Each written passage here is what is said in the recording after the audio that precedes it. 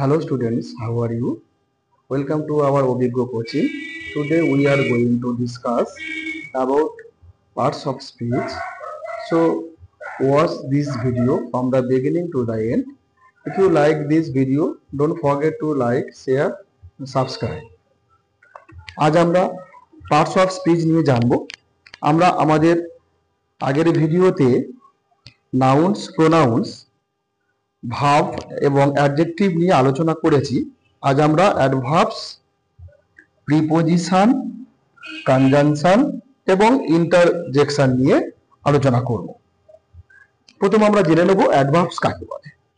Adverbs are words that are use to provide more information about verbs and adjectives.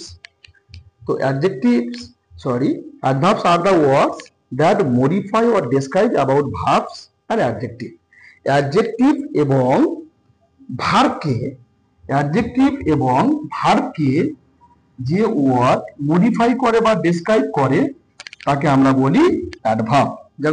যেমন দেখো, the tea is too hot. Hot adjective, এই অ্যাডজেক্টিভকে modify করছে too, এই too হচ্ছে এখানে অ্যাডভার্ব। এটা বুঝতে পেরেছো আশা করি।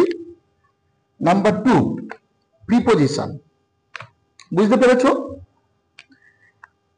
প্রিপোজিশন নিয়ে বলি। Preposition are words that are used to link one part of the sentence to another. Prepositions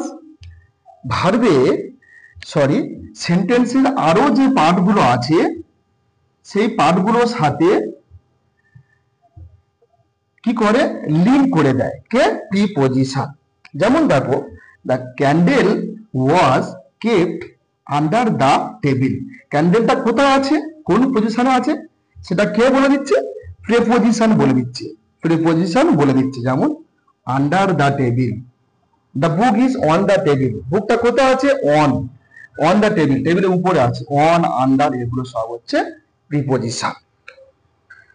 তাহলে আমরা প্রিপোজিশন জানতে পেরেছি। তাহলে আমরা কনজাংশন কি জানবো? কনজাংশন সম্পর্কে আমরা কি জানি? Conjunction are a part of speech that is used to connect two different parts of sentence, phrase and clauses. Some example of conjunction are or, for, yet, through, because, not, only. তাহলে conjunction কি করে? Conjunction সেন্টেন্সের দুটো পার্টকে এক জায়গা করে দেয়, দুটো ক্লজকে এক জায়গা করে দেয় এবং দুটো সেন্টেন্সকেও এক জায়গা করে দেয় কে? এই কনজাংশন। যেমন and, Meera and Jasmine had come to my birthday. এই দুটো নাউনকে এক জায়গা করে দিচ্ছে কে? এই অ্যান্ড হচ্ছে এখানে কনজাংশন। বুঝতে পেরেছো? এখন আমরা জানবো ইন্টারজেকশন সম্পর্কে। Interjection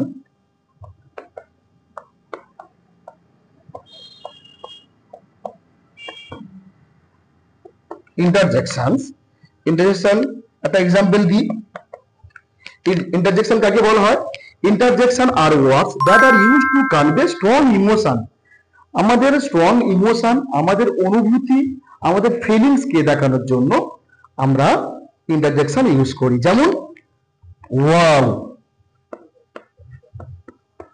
what beautiful